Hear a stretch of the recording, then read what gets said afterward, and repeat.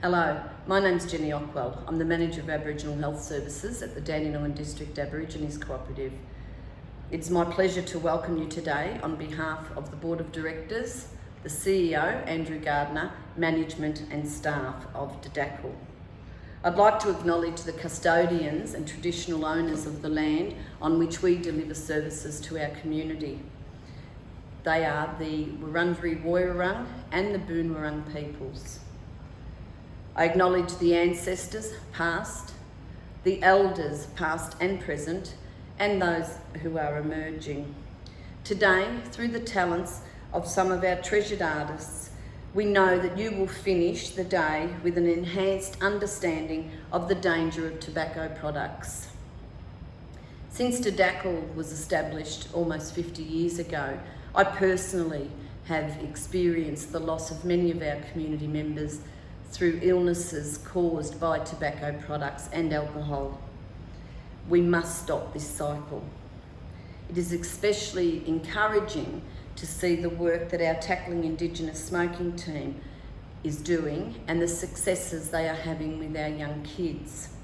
These kids have a greater understanding of the risks and are prepared and empowered to say no to tobacco. They're creating the new norm. Thank you to our artists today, doing a fantastic job of educating through laughing. It really is the best medicine. Enjoy the show. Thank you. Hey everybody, this is Kropinyeri. Welcome to the Dandenong Aboriginal and District Co-op, Dandenong District and Aboriginal Co-op, and you are here for the smokes and jokes. And before we kick off, we just want to say I have a few words from our deadly brother Glen from the Aboriginal Quitline. Hey everybody, it's Glen here, proud Wiradjuri man from Aboriginal Quitline. Just want to reach out to everybody who's listening tonight. If you or anyone you know is looking for some support to cut down or quit smoking, you can give Aboriginal Quitline a call on 13 78 48.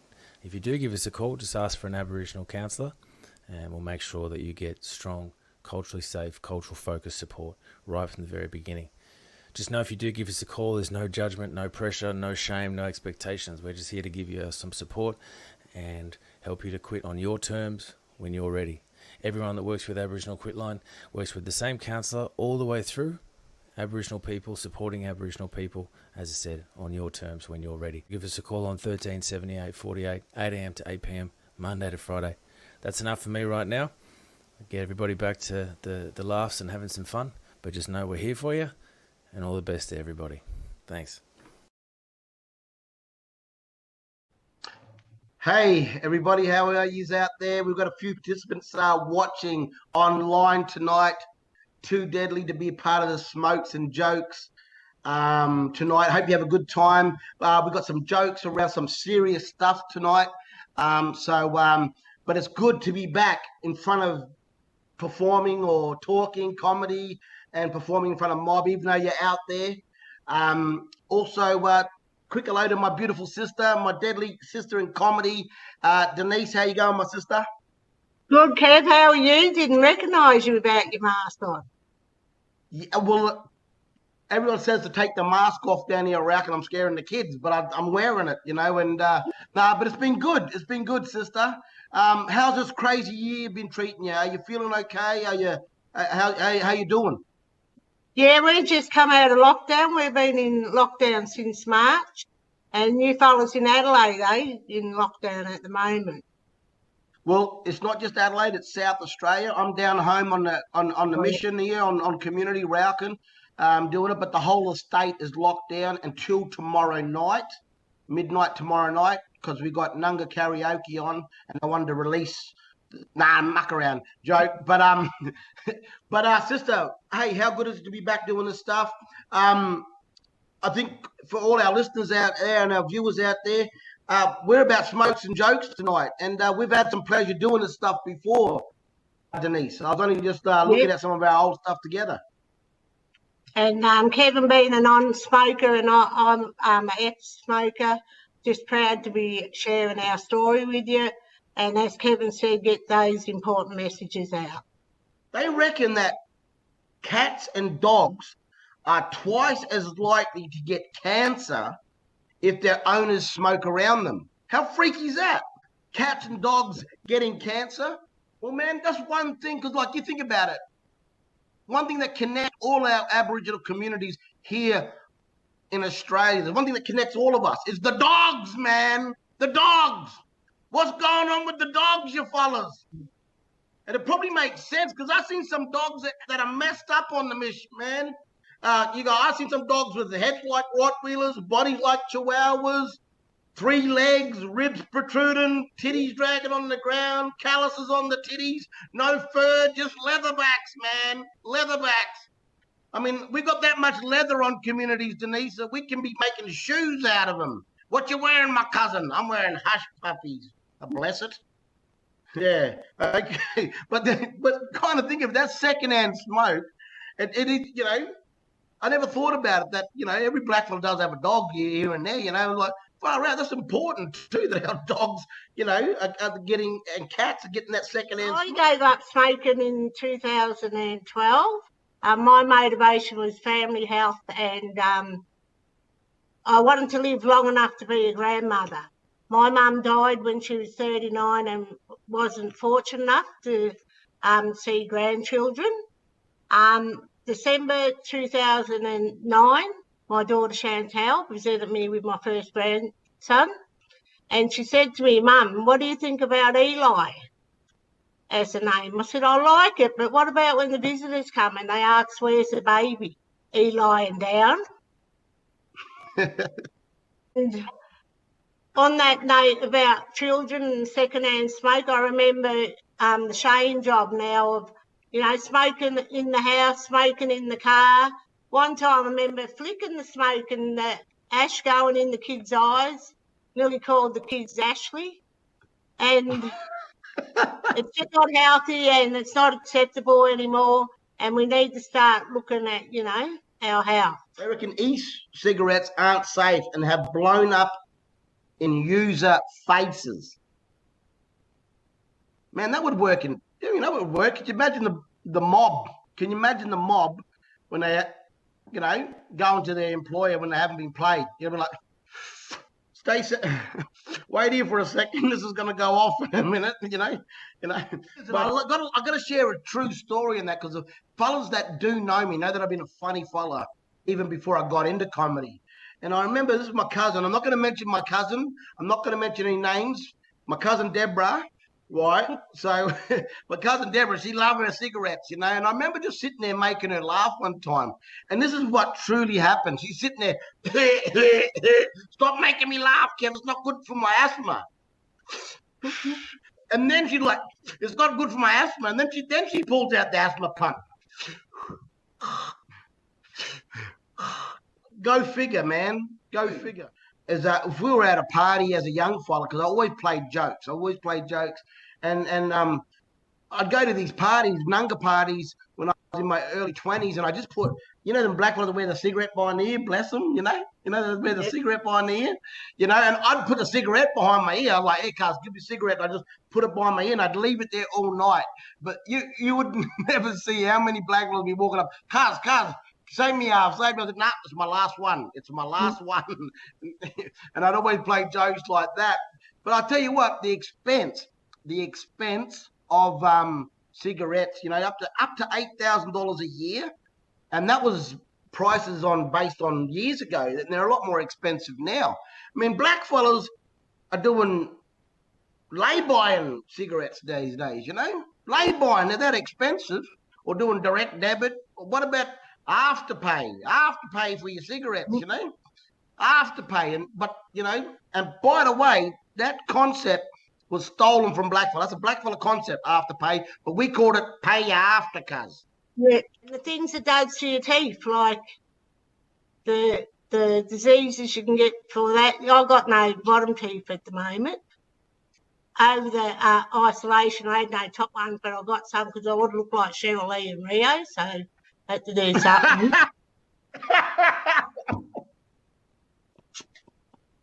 Yeah.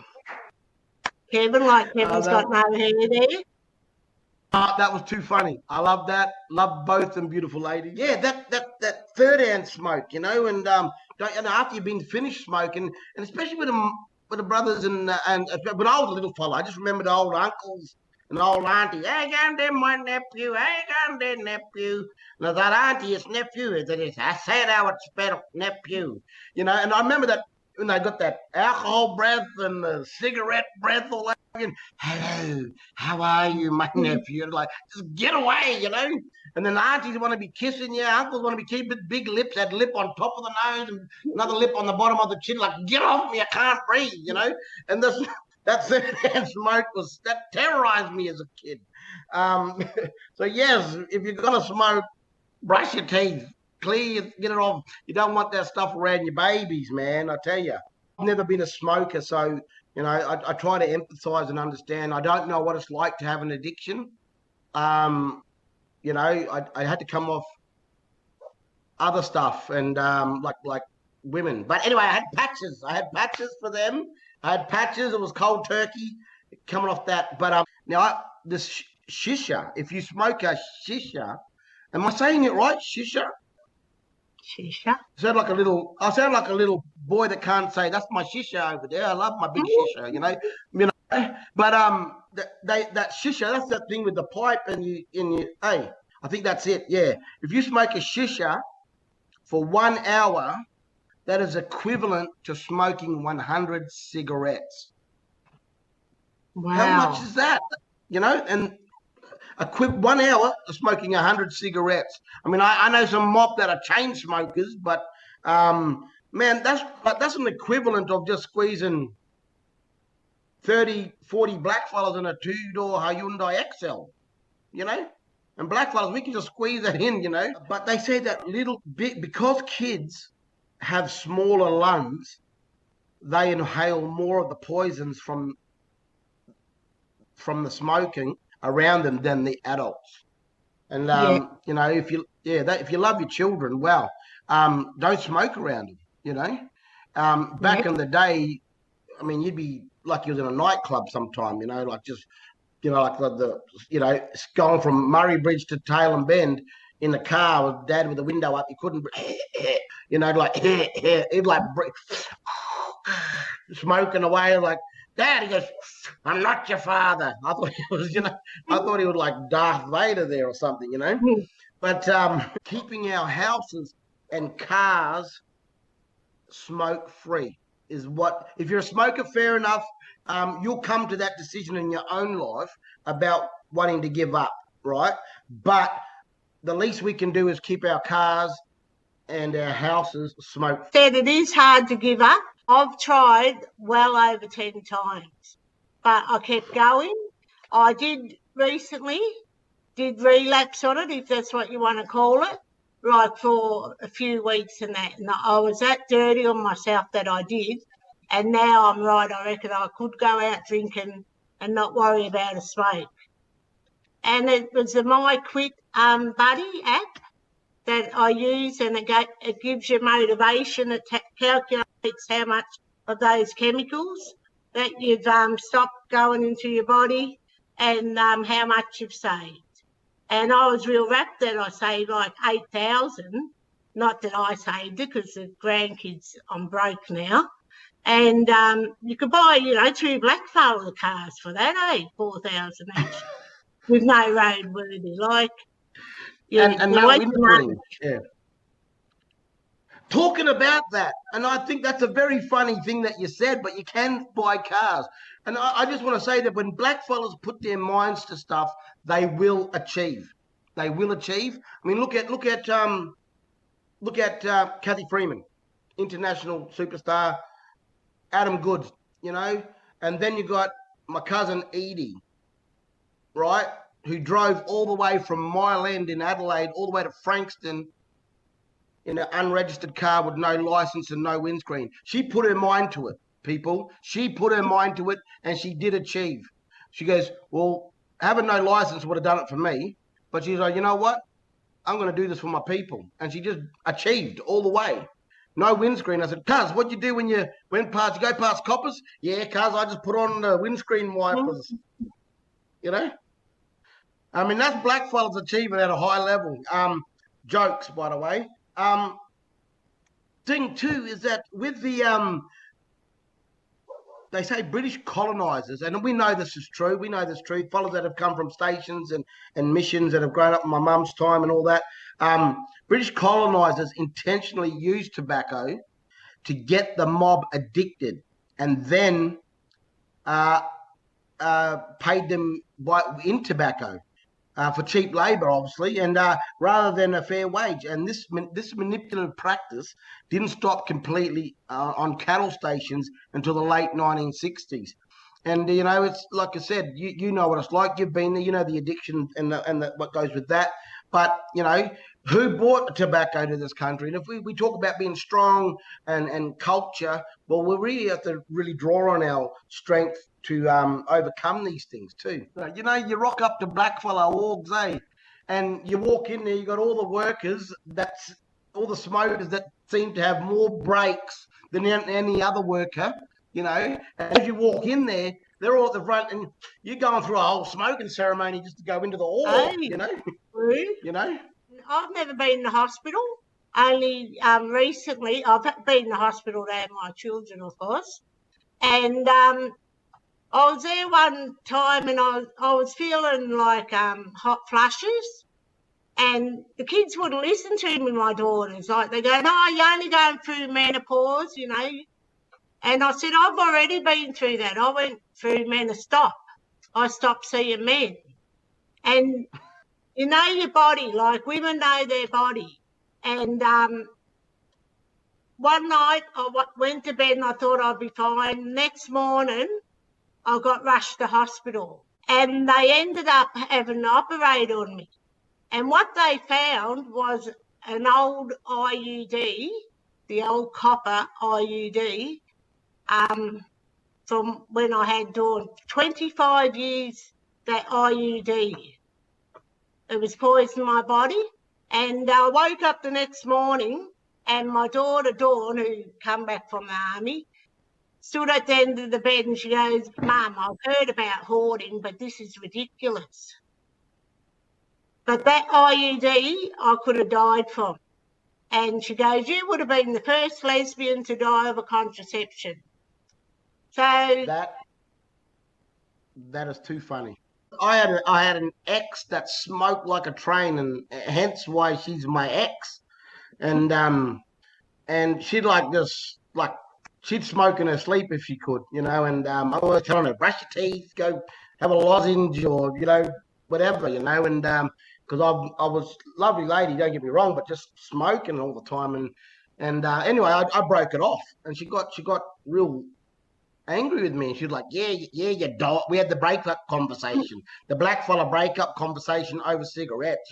Yeah, you dog, the power, the passion, the venom. One time she held, blackfella, we know how to say you dog, and one time she held dog for a minute, you fellas. You dog. Oh, scared the shit out of me, and I was like, and then she was like, yeah, you dog, you're never going to find another woman like me again. Never going to find another woman like me again. I said, well, that's the plan. That's the plan. Yes, we can agree on something now. Yes. And she'd always used to say to me, yeah, you dog, you got no ears. You got no ears. And I said, matter of fact, I got massive ears. Check out these big things here. They look like little titties stuck on the side of my head, you fellas, I got double D-cup lobes, you fellas, You know how hard it is to make a phone call with these big things? I'm like, hello? I keep hanging up on people all the time, yeah? I work at the Victorian Aboriginal Health Service, and they got the stickers on the cars. Have you had your health check? And holistic health, I want to get them changed to have you had your holes checked? Because surely I'm not the only one that forgot about an IUD from years ago. Yes. We've got to mention this because they're paying us to say this, and I got child support due on Monday, so I got to put the invoice in straight away, and hopefully they process it on Monday. Stop it. Anyway, the Aboriginal Quitline can help you make a plan to understand why you smoke and how to beat the cravings. and to increase your chance to quit and stay smoke free. A lot of bonuses in quitting, like you save money. More importantly, your health and being around for your grandchildren and your children. Also, because keeping our houses and cars smoke free means a better, healthier mob for all of us. Hey, Denise? That's right. And my message is never give up giving up, but don't give up Ben Cousins, because I heard he's a good bloke if you see him on Crime Stoppers. Thanks, Kevin. Look, I have been on Crime Stoppers once or twice, and I heard Ben Cousins is a deadly brother. Bless him. Bless our little cousin. Bless him. Let's love and support our mob out there and plant the positive seeds. Plant those positive seeds in their lives, and hopefully we can encourage more mob to give up smoking. And that's why I want to just thank the Tackling Indigenous smoking team. And when I hope they don't tackle Indigenous fellas while they're smoking. Is that like a metaphor? Yeah. Anyway, but yeah, thank you for having us. And I think we've got some more stuff coming up very soon. So all you viewers out there, stay tuned. We've got Jesse Malboy, come on in. Nah, muck around. Jokes. Any final things you want to say, sister? No, now's a good time to give up. I know it's hard, but there is that Quitline there, and there's apps. There's I succeeded with Champions. That really helped me, and there's so many nicotine replacement. But I know that there are a lot of elders that have smoked all their life, and they've just gone cold turkey and never felt better. Thank you for having us. Thanks, Kevin. Deadly. Thank you, my sister. Hey, Glen, how are you, mate? I'm good, brother. How you doing? Nice job. Hey, look, I just want to say, my brother, good to see you. People out there that haven't seen Glen, that's what he looks like on his Tinder profile too. So get in there and check out his new deadly website, www.loveyourlongtime.com. Yeah. I was like a musician back in the day, and I was actually thinking about this like earlier on about like our young. Because you was in that band, eh? You was in that band, eh? Because you was a musician. He was in the band your fellas called Glen 20. Yeah. So that's right. That's right. Yeah, they stole that name and then made it air fresh. Well, the funny thing was, like, I actually used to use that stuff back in the day with my guitar case, and you take all the smoky air home with you from the club, and you'd open your guitar case, and it would stink, man. It would stink like the club, and all the girls had to wash their hair every night after a gig because they get home and their hair was always smelling like cigarette. So well, things have changed now because a lot of these things are smoke-free clubs and pubs. So it's hard work for a smoker these days. They got to go up the hill, around the corner, climb a tree to have a cigarette these days because they've got a lot of things around smoking, which I think is good for all the non-smokers. Because sometimes people who smoke, they misconstrue the negativity of cigarettes with like themselves. So sometimes people don't ask for help or don't, confide in people because they're feeling down on themselves because they're smoking. It's like, as I say, like cigarettes. Yeah, exactly. There's a lot of stigma around smoking now. For me, as a kid growing up, I had positive peer pressure around, you were on the outer with my family and cousins that because we were all sporty people. You were on the outer if you were actually smoked cigarette. We had positive peer pressure. And I just take my hat off to all the fellas out there that are genuinely making a decent effort to put their health first and giving up smoking. I totally agree, man. Yeah. That's the thing is like, what I've found doing this work and getting through it myself with quitting and, and other things like that in my life, like I've kind of found that like addiction has this way of making you like fooling you into thinking that you're not as strong as what you really are. Like it's something that can take away confidence or motivation and stuff like that. And I think, like our culture's been through a lot of stuff. We've had a lot of challenges and the truth is, like you were saying, Kevin, like, and Denise, like there's all this resilience and strength and wisdom and stuff that we can call on at any time. And that's who we are. Like that's what our culture is. And like, I see it all the time, like working with people where once we really sit down and talk it through and we separate the stuff with the addiction and the stuff with all the stuff that's wrapped up in the smoking. And we actually talk about, hey, but you've been through a lot of stuff, you know, like oftentimes we talk to people, they've been through a lot of stuff. And sometimes I'm really honored, like a lot of the time, to be able to talk to people. Once we unleash that power that we got, that power from culture, that power from our history, from our elders, from our ancestors past, we can do anything we want. And I think smoking is just on the list of that stuff that we can get over and get through, stick together, and we take care of each other, you know? Yeah, deadly, brother. We do have a complex history with tobacco, you know, like the difference, say, with our communities as opposed to, say, non-Aboriginal people is, you know, non-Aboriginal people weren't given cigarettes at the time of colonisation as payment for work and stuff on the missions.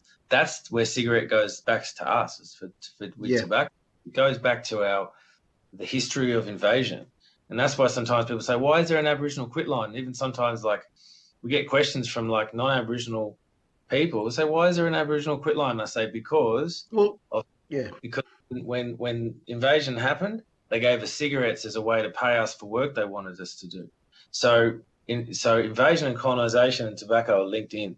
So we think about all this stuff when we work with people. We keep it in mind. So if it takes a bit longer, or if emotions come up, or if it's harder for people to do, whatever, this is what it's all about. It's all about us working together and figuring out. Yeah, but it's all about, you tell us what you need and we're going to do the best to make sure that we fulfill that. Any questions from you, Denise? No, Kevin. When are you getting a haircut? Oh, I only cut hair. I've got to cut us off my back, sister. That's about it. I've got cornrows down to my crack. I've always thought to myself, I'd love to try stand-up comedy. The problem is I'm not that funny. When you do open mic, have a few drinks, get charged up, wear a mankini, and become Magic Mike. Yeah? Nerves are good things. Nerves are good things. And it's just about channeling that nervousness into positive energy, because nerves are good for you. It keeps you sharp. It keeps you switched on. And yeah, what was your experiences of when you first started doing comedy, Denise? Well, I asked them, like, do you have to stand up? Is that why they call it stand up? And Judith Lucy was doing the workshop. She goes, you can lay on the ground or whatever, you know. And they always reckon the best comedy is to take the piss out of yourself.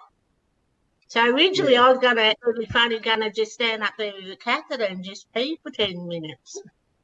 I never thought that my whole dysfunctional past would give me so much comedy gold. So sometimes it's your own story. And like you said, Denise, looking at yourself, what's funny about having, like my case, having 8 kids to 3 beautiful women who I love dearly, and I've got great relationships. And, you know, when and then I've lost my mums. Yes, I have 2 mothers. They first cousins. I've got given within family, my 2 mothers. Yeah, I love Denise, and Denise knows what I'm like backstage. I carry on like a pork chop. And I'm funny. I'm full of beans and energy, but that's my way of getting my nerves out. So when I hit that stage, it's a boom, pow, you know. And but I've seen Denise mum tight backstage, you know, and going through that nerves, and I'm like, but I love seeing her smash, and then coming off stage, then that high hits you from doing a good job. And I've seen Denise nervous before gigs, and then I've seen her after gigs when she smashed it. So, and it is a journey. We'll be in a nursing home. Imagine being next to Kevin in a nursing home. Look, I'll do everything for you, my sister, but I'm not wiping your mum. I'm not wiping your mum. I draw the line there. I love you, but I'm not wiping your mum. That's what I said. The door next day, Dawn was wiping my mum. Put me in the shower. Worst ever gig, Kununurra, performing for Mob in Kununurra at the Aboriginal art space there. It was an outdoor gig on the lawn, just on dusk. And I'm just about to go on. I've done about 10 minutes. I'm working hard. I'm getting chuckles. I'm not getting laughs. And the sprinklers come on. So everyone's grabbing their plastic chairs and running away from the water. And so it took them about it felt like the 5 longest minutes in the world to turn the sprinklers off and get everyone set back up to go again. And then I'm going back on after that horrible interruption, and I'm doing my jokes, and you can literally hear crickets chirping in the background. Oh my like God. literally. And that was the worst ever gig. And these crickets literally could hear crickets chirping in the background. So that's my worst ever gig. If you fill out that survey, you will get a foot rub from Glen with his lips. I heard they're very soft, very passionate lips. Yeah. And you will get a foot rub from Glen if you fill out the survey. Wash your foot. Wash your foot. Yes, thank you, Dandenong and District Aboriginal Cooperative. Thank you for having us. It's been a pleasure to do this for you. It's been a pleasure to be a part of this. Stay black, stay deadly, and never quit trying to quit. Yeah. So stay black, stay deadly.